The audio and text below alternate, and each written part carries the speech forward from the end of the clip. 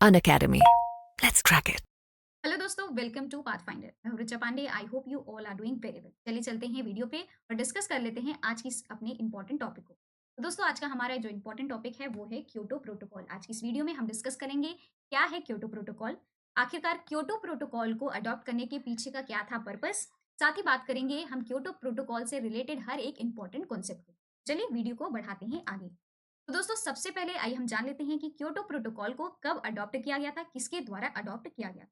वहीं पे इसका जो एग्जिस्टेंस है हमें कब से देखने को मिल रहा है, तो इसके बारे में भी चर्चा कर लेते हैं।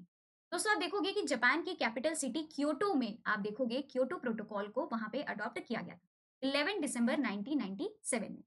वहीं पे ये तब एनफोर्स नहीं कराया गया था, इसको एक तरीके से कंप्लीटली ये तब इन्फोर्सिबल नहीं था। इसका इन्फोर्समेंट आप देखोगे कि ये 16 फरवरी 2005 में ये कंप्लीटली फोर्स में आ गया था। ठीक है। वहीं पे आप देखोगे कि क्योटो प्रोटोकॉल को अटेंड करने के लिए 192 जो पार्टीज हैं या जो मेंबर कंट्रीज हैं वो आई थी, इन्होंने पार्टिसिपेट इसमें किया था। बात करें अगर दोस्तों कि क्योटो प्रोटोकॉल जो है वो 1997 में इसको अडॉप्ट किया गया था। लेकिन 1992 में इसके पहले आप देखोगे कि United nation framework convention on climate change करके ये एक यूनाइटेड नेशन का कन्वेंशन था, जिससे एक्सटेंड हो करके दोस्तों क्योटो प्रोटोकॉल आया हुआ है। तो आप देखोगे कि ये जो यूनाइटेड नेशन का जो कन्वेंशन है क्लाइमेटिक चेंज पे, इसको लाया गया था। इसका बेसिकली पर्पस यही था कि जो हार्मफुल गैसेस हैं उनका जो कॉन्सेंट्रेशन एटमॉस्फेयर में देखने को मिलता है, कैसे उससे कॉम्बैट किया जा सके, कैसे उसको कंट्रोल किया जा सके। वहीं पे जो भी डेंजरस गैसेस हमारे एनवायरमेंट में है, कैसे उसको रिड्यूस किया जा सके हमारे एनवायरमेंट में, हमारे एटमॉस्फेयर में। तो उसको कम्बैट करने के लिए आप देखोगे ये जो कन्वेंशन है क्लाइमेटिक चेंज पे, इसको लाया गया था। इसी से एक्सटेंड होते हुए दोस्तों क्योटो प्रोटोकॉल आया, जिसका कि एक बोल सकते हैं कि ये जिसको कि हम बोल सकते हैं कि ये एक प्रो वर्जन है, या फिर ऐसा बोल सकते हैं कि ये थोड़ा सा फास्ट फॉरवर्ड है यूएनएफसीसी से। देखोगे कि यूएनएफसीसी में क्या किया गया था कि जो स्टेट पार्टीज थी उनको बोला गया था कि कैसे वो ग्रीन हाउस गैसेस के इमिशन को कट करें, वहीं पे मतलब कि कम करे वो। और in accordance with the scientific agreement के साथ वो ग्रीन हाउस गैसेस के इमिशन को कम कर दे। ठीक है। That global warming is happening and human cause जो CO2 एमिशन है उसको भी रिड्यूस करे वो, जो कि प्राइमरी कॉज बन रहा है ग्लोबल वार्मिंग का। तो इसके बाद ही दोस्तों आप देखोगे क्योटो प्रोटोकॉल को लाया गया कि किस किस तरीके से दोस्तों उनके एम को ये फुलफिल कर सके। तो इस वजह से आप देखोगे क्योटो प्रोटोकॉल को लाया गया। ठीक है। चलिए बढ़ते हैं आगे। तो यहाँ पे सबसे पहले हम बात कर लेते हैं कि क्योटो प्रोटोकॉल में आप देखोगे कि कई सारे गैसेस की बात की गई है, जिसको कि जिनका एमिशन जो है उसको रिड्यूस करना है हमारे एनवायरनमेंट में, हमारे एटमॉस्फेयर में। दोस्तों, क्योटो प्रोटोकॉल में 7 ऐसी ग्रीन हाउस गैसेस की लिस्ट दी गई है। एनेक्सर ए जो कि क्योटो प्रोटोकॉल का एनेक्सर ए में आप देखोगे 7 ऐसी गैसेस दी गई हैं जिनके की एमिशन को रिड्यूस करने की इस प्रोटोकॉल में बात की गई थी। पहला है दोस्तों कार्बन डाइऑक्साइड, दूसरा है मीथेन, तीसरा है नाइट्रस ऑक्साइड, चौथा है हाइड्रोफ्लोरोकार्बन, फिर पांचवा है परफ्लोरोकार्बन, छठा है दोस्तों सल्फर हेक्साफ्लोराइड और सातवां है नाइट्रस ट्राइफ्लोराइड। ठीक है। तो ये कुछ ऐसे 7 गैसेस हैं, 7 ग्रीन हाउस गैसेस हैं जो कि हमारे एनवायरमेंट में है और उनके एमिशन को कंट्रोल करने के लिए, रिड्यूस करने के लिए क्योटो प्रोटोकॉल में बताया गया है। आप देखोगे जो हमारे जो सेकेंड राउंड टेबल हुआ था, जो कि दोहा राउंड में हुआ था, इसके बारे में भी अगले स्लाइड्स में डिस्कस करेंगे। तो उसमें एक और गैस को ऐड कर दिया गया था इसमें, आप देखोगे जिसका नाम है नाइट्रोजन ट्राइफ्लोराइड। इस नाइट्रोजन ट्राइफ्लोराइड को भी ऐड कर दिया गया इस लिस्ट में और बोला गया कि इसके भी जो एमिशन है देखने को मिल रहे हैं हमारे एनवायरमेंट में, इसको भी जल्द से जल्द क्या किया जाए, इसका भी रिडक्शन किया जाए। ठीक है। बढ़ते हैं आगे दोस्तों। वीडियो को आगे बढ़ाने से पहले मैं आप सबको बता दूं कि अगर आज आप प्रयागराज से हैं और एस्पायर करें यूपीएससी के लिए, तो हमारे ऑफलाइन सेंटर्स में दोस्तों एडमिशंस हो चुके हैं स्टार्ट। यहाँ पे आपको कोर्सेज जो हैं वो देखने को मिल रहे हैं, जिसमें कि फ्लैट 40% का ऑफ आपको पहले के प्राइस से, जो अभी का प्राइस है उस पर लगा करके दिखाया जा रहा है, अलॉन्ग विद द ड्यूरेशन की आपकी कोर्स का ड्यूरेशन क्या होने वाला है। अगर आपको फ्लैट 40% का ऑफ चाहिए तो आप मेरा कोड RP10 भी यूज कर सकते हो। ठीक है। जिसमें कि इसको यूज करने से आपको फ्लैट 40% का ऑफ मिल जाएगा। यहाँ पे हमारे जो बैचेस स्टार्ट होने वाले हैं 4 जनवरी से, आपको डेट बता दिया गया है। ऑफर जो ये वैलिड है फ्लैट 40% का, ये 14 जनवरी तक ये जो ऑफर है ये वैलिड है। यहाँ पे नंबर दिया है, इस नंबर पे भी आप कॉल कर सकते हो। अगर आपको घर बैठे बैठे जानकारी चाहिए तो दोस्तों हमारे जो डिस्क्रिप्शन बॉक्स है उसमें एक काउंसलिंग फॉर्म आप सबके लिए दिया गया है, उसका जो लिंक है तो आप इसको भर दीजिए। इसको आप भरोगे तो आप देखोगे काफी सारे बेनिफिट इससे रिलेटेड हैं, तो इसके बेनिफिट के बारे में हम वीडियो के एंड में आपको बताएंगे, तो वीडियो को पूरा देखें। साथ ही अगर आप न्यू दिल्ली से हैं, हमारे मुखर्जी नगर और करोल बाग में जो ऑफलाइन सेंटर है वहां पे एडमिशंस लेना चाहते हैं, तो दोस्तों वहां पे भी एडमिशंस होने स्टार्ट हो चुके हैं। यहाँ पे अलग-अलग कोर्सेज़ आपको दिखाए जा रहे हैं और हमारे मुखर्जी नगर और करोल बाग में जो आपको डिस्काउंट मिल रहा है वो 35% का डिस्काउंट है, ठीक है? तो यहाँ पे आपको जो प्राइसेज़ हैं वो भी देखने को मिल रहे हैं और ड्यूरेशन भी आपको देखने को मिल रहा है। मुखर्जी नगर में 30 जनवरी से क्लासेस होने वाली हैं स्टार्ट और यहाँ पे नंबर दिया गया है, इस नंबर पे कॉल कर सकते हो और जो काउंसलिंग फॉर्म है उसको साथ ही साथ भर दीजिए सो दैट कि आपको जो बेनिफिट्स हैं वो मिल पाएँ। ठीक है? अब यहाँ पे करोल बाग के जो हमारे सब मतलब अब यहाँ पे दोस्तों देख लीजिए जो करोल बाग में हमारे प्रोग्राम्स चलाए जा रहे हैं, वो आपको दिखाए जा रहे हैं। साथ ही फ्लैट 35% का ऑफ लगा करके हमारे जो प्राइजेज़ हैं, वो भी दिखाए जा रहे हैं ड्यूरेशन के साथ। करोल बाग में 27 जनवरी से क्लासेस होने वाली हैं स्टार्ट, तो खुद को जल्द से जल्द एनरोल करवा लीजिए। चलिए चलते हैं अब हम आगे।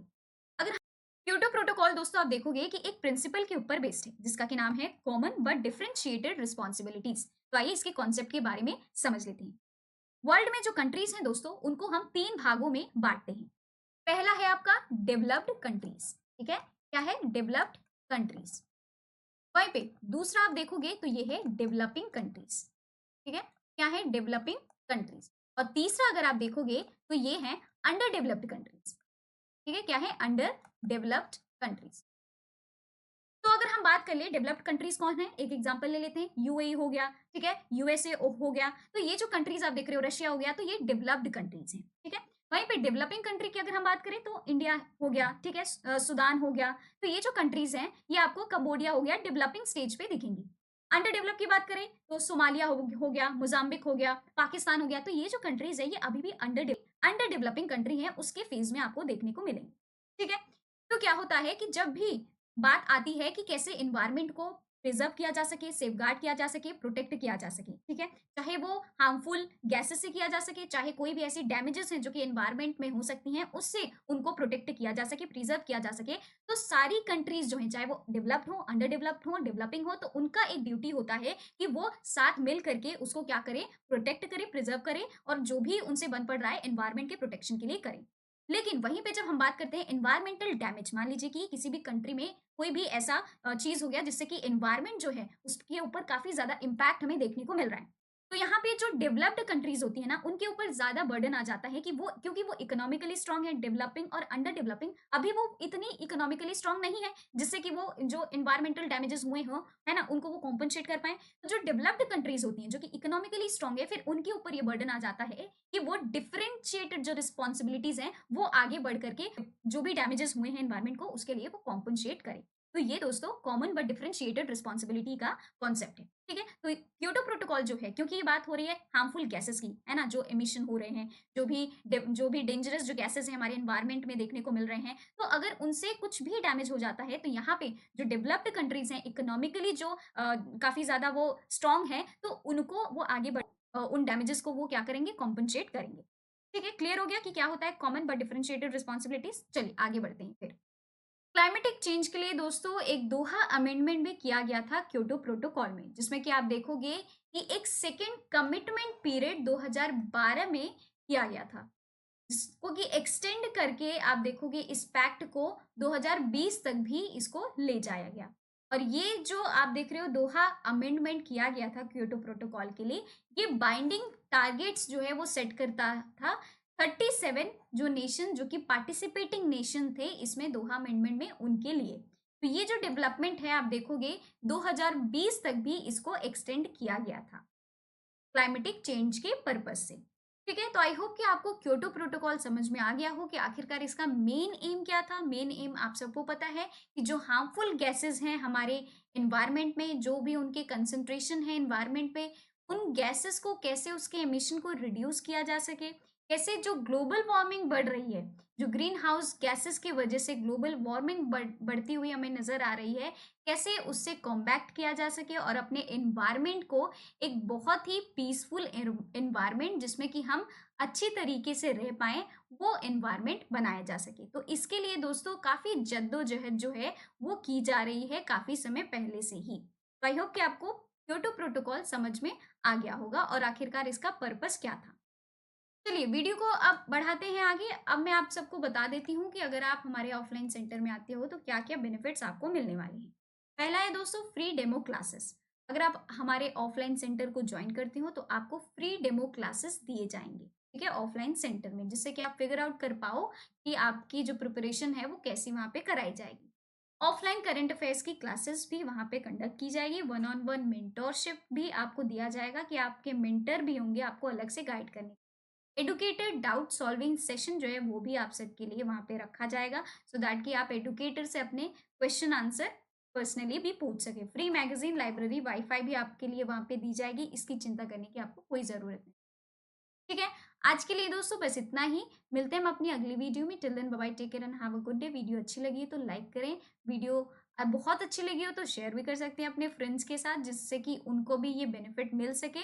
और वीडियो अच्छी लगी हो तो लाइक ज़रूर से करें, कमेंट भी कर सकते हैं दोस्तों, आप अपने ओपिनियंस हमारे साथ शेयर भी कर सकते हैं। और चैनल को भी सब्सक्राइब ज़रूर से ज़रूर करें, हमारे जो भी अपकमिंग वीडियोज़ आती हैं उसके इम्पोर्टेंट अपडेट्स के लिए।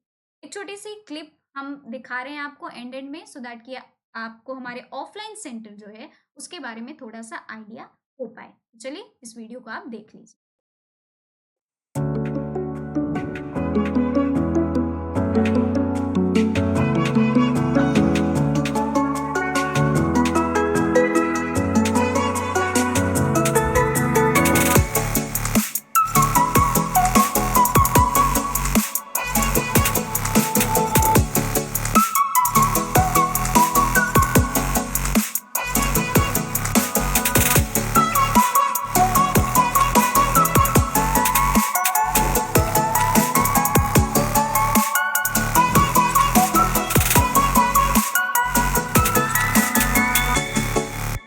An academy. Let's crack it.